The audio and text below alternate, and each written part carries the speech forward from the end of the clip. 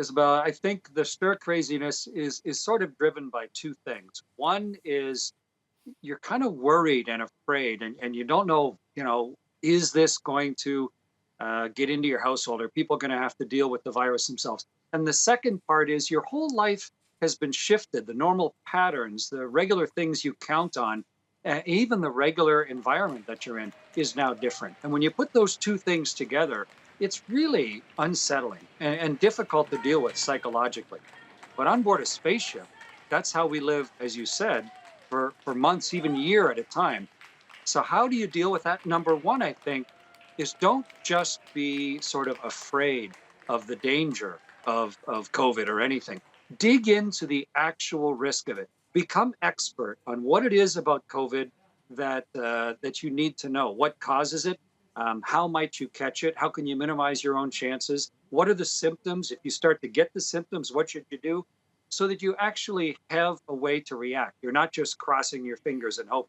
That's not how astronauts fly spaceships.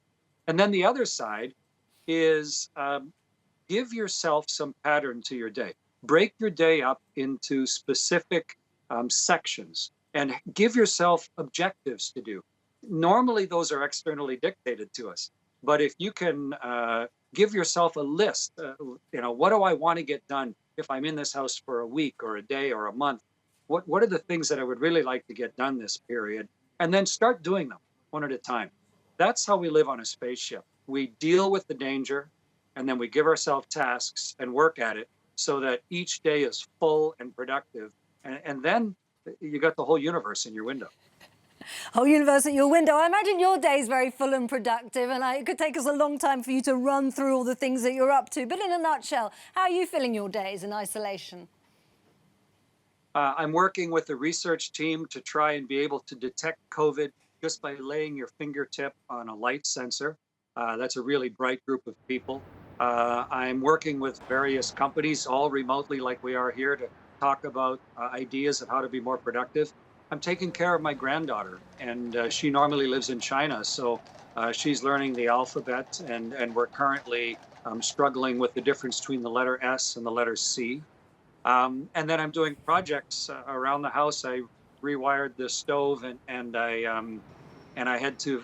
I tried to decide to figure what all the keys did that I had in a big bucket, and I went around and tried every lock and every key that I owned, and I got to throw away a bunch of keys, and I found a bunch of keys that work. So to me, it's a mix of external work as well as private, personal, family work. And you make it all sound very positive, but there must be some frustrations there. Well, what do you find frustrating when you are in confinement in what sounds like an actually very idyllic spot? I think interpersonal becomes the most frustrating. People are not behaving normally, self included. The environment is much more constrained. There's less natural variety. And on a spaceship, it's even worse. So you have to sort of dial yourself back. You have to stop expecting so much of other people. And I think it's good to change your pattern. Listen to people a little more carefully than you normally do. Give them a chance to talk.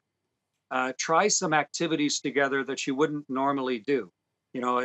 Build your own little spaceship in your house, your own little crew of people, and treat them as members of your crew, all of whom are trying to get through this thing together.